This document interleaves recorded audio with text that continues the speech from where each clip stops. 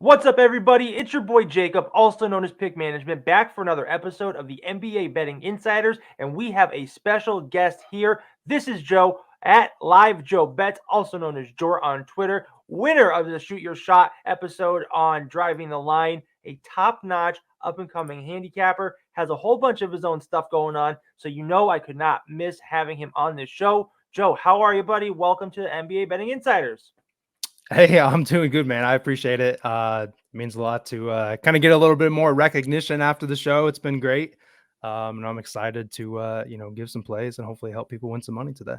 All right, right on. So what we're going to do, Joe's just going to tell us a little bit about his background, how he got started in this, and then we are going to dig into the couple of best bets that he brought. We'll break down those games, and we will get you guys out of here. So, Joe, tell the people, how you got started in betting, what you're doing now, what you're up to. I know you have your own YouTube page and podcast, so fill people in.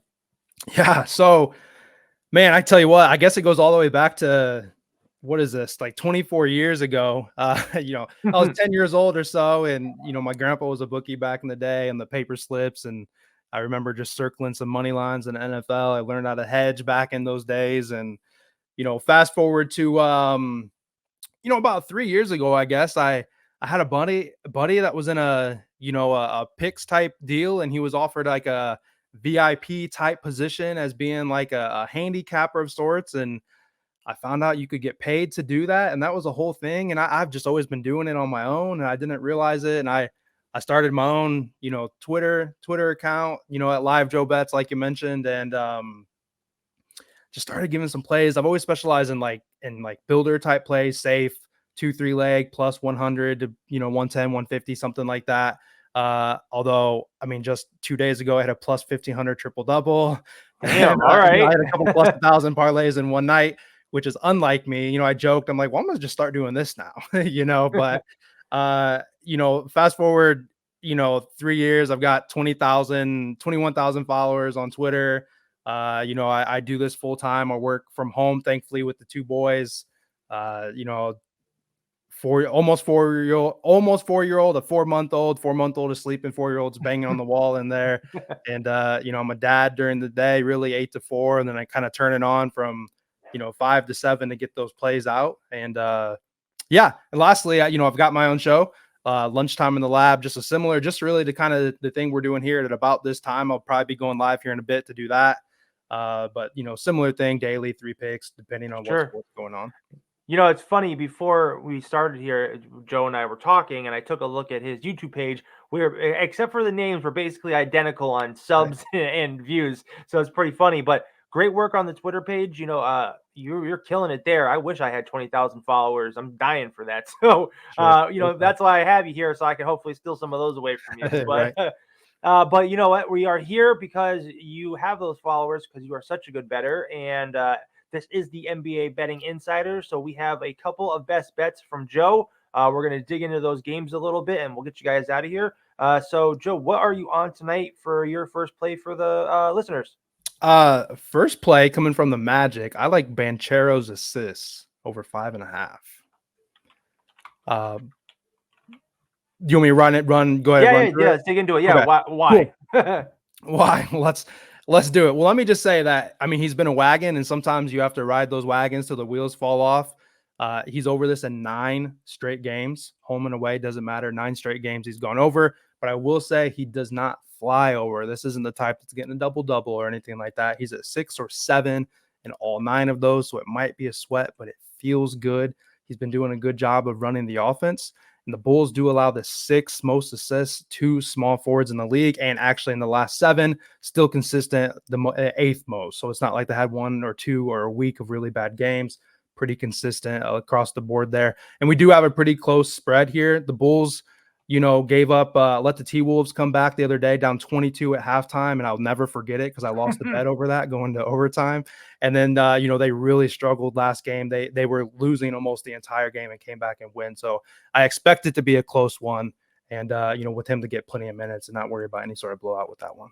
Like I had just mentioned before, we didn't really talk about our plays before the show, but I actually have been, I don't give out many player props, but I have a player prop for this game, surprisingly. I'm on Franz Wagner over 25.5 points and rebounds.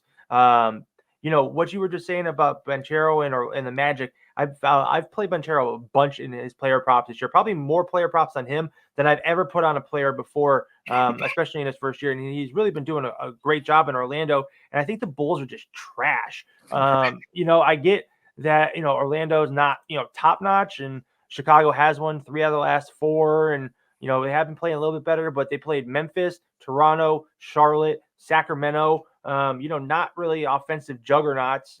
So getting a win there, and only putting up max. They put up the most they scored was 123 in the last 5 games. So it's not like they're dumping points on people. And Orlando winners of 4 of the last 5, and a lot of that is because of the way this team flows together. And Franz Wagner, he has hit this in 4 out of the last 5 home games, and has recently returned to like full-time active duty, playing 30 plus minutes in the last 5 games in a row. He had 34 points in the last game for San Antonio, and against a Bulls team that I feel like has a similar defense. I feel like him and Banchero both are going to go off tonight. Hopefully those assists are going to go to Wagner and he'll score the points. So Right. both of us will cash on that. Definitely. And you know what? I think I'm also on Orlando tonight. I did buy this down earlier to -3. It's at -145. I'm not scared of buying points and juice and whatnot. Did you have a lean for this game at all? I would say Magic, especially Yeah, with the way the Bulls have been playing. Like I said, giving up that blowout win to a loss in overtime, and then sure. even that, like a 7-point loss in overtime, and then just barely squeaking out a win last time in the last 3 minutes. They're banged up too. So definitely Magic. Yeah, and I mean it's Chicago's third game in 4 nights. On the road again, coming from Memphis. So I really like that. What is your second play? Secondly, I kind of went back and forth with this one because it is so scary betting on a Memphis player. Yeah, right. But Jaren Jackson Jr. points plus rebounds over 32.5. I wish I could say he was over in 9 straight. That would just make me, I'd probably put a little more than I should on this type of bet. But the line makes complete sense, to be honest. In the last 10 games, he's over this just twice, unfortunately, but he's hovered around 30 to 32 points and rebounds in 6 of those 8 misses. So, I mean, he's right there. And then you have a Hornets team that he's facing tonight who gives up the most points to centers, to the big guys, and second most rebounds in the league. So we have a fantastic matchup against the Hornets. And normally when you're playing against the Hornets, you have to worry about a blowout. But we have the G League Memphis, the University of Memphis playing out there right now. And I don't see a blowout. If anything, we have to worry about the Hornets potentially blowing them out. It should be a really close game. We should have, hopefully, a competitive game where he's getting plenty of minutes. And then the only other fear with it, I would say, is he does get in foul trouble often. If he didn't foul out last game, he had 5 recently. So that's a little bit of a fear, but he is right now absolutely their best player, and he has a fantastic matchup. So it's the type of bet you really just got to run with it and, keep it to that 1 unit type play and, see what happens. Sure. I mean, he's ranked 28th in the league right now for points per game, with averaging 22.2. He's top 100 in rebounds, 5.5 per game. I mean, that's a really great pick, especially against this weak Charlotte team. I don't really have anything on this one. I saw who was playing, and I kind of breezed right by it. Sure. But I did take a look at the total here, over under 217.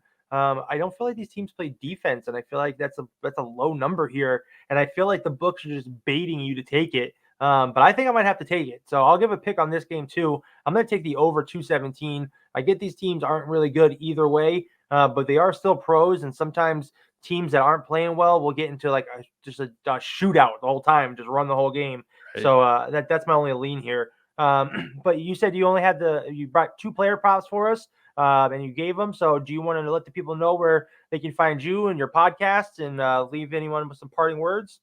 Yeah. Well, I mean, first off, thanks for having me. But at LiveJoeBets, pretty easy there. That's the handle at all social medias. I made it as, ungodly easy as it could be to find me. Twitter is certainly the hub that has the most followers, and all my, that's where it gets posted, and like, hey, this is going on over here type of thing. But yeah, outside of that, and then lunchtime in the lab.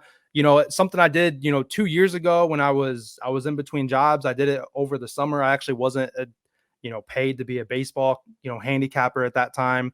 I did the 10K challenge. You double it all the way up, got to step 9 and lost, unfortunately. Rough. But I was able to. I repeated step 8. Actually, we went to Gatlinburg, Tennessee, for free off of that. I had everybody. I was like, take that money out. We're gonna redo this step. But realistically, I think I would have made it if I didn't do that.